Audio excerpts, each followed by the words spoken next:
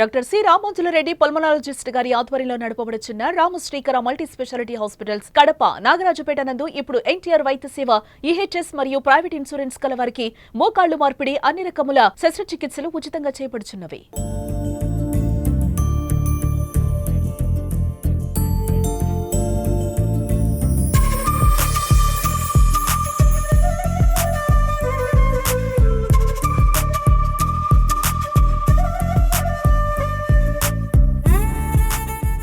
అందరికీ నమస్కారం.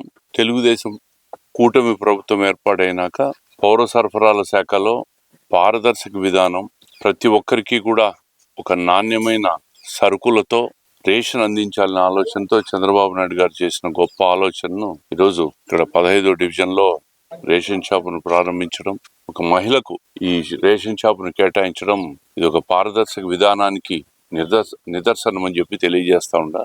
అదేవిధంగా ఈరోజు ఆగస్టు 1వ తేదీ పెన్షన్ల పంపిణీ కార్యక్రమం. ప్రతి నెల 1వ తేదీ 4,000 రూపాయలతో పేదలకు పెన్షన్ను కూడా ఖచ్చితంగా అమలు చేస్తున్న ప్రభుత్వం ఈ ప్రభుత్వం. గతంలో పెన్షన్లు ఎప్పుడు ఇస్తారో, ఎవరు వస్తారో తెలియని పరిస్థితి, రేషన్ ఎప్పుడు వస్తుందో తెలియని పరిస్థితి, రేషన్ బండ్ల ద్వారా ఆ బండ్లు ఎప్పుడు వస్తాయో తెలియదు, ఆ బండ్ల కోసం వేచి చూసే పరిస్థితి. ఈరోజు ఆ పరిస్థితి లేదు.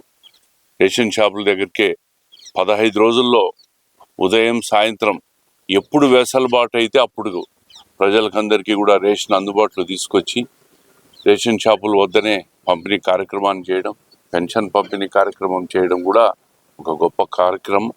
ఇది ఒక పారదర్శక, ప్రజలకు సౌకర్యవంతమైన విధానానికి ఇది ఒక నిదర్శనంగా మనం అందరం కూడా ఆలోచించాలని చెప్పి ప్రజలకు తెలియజేస్తున్నాం.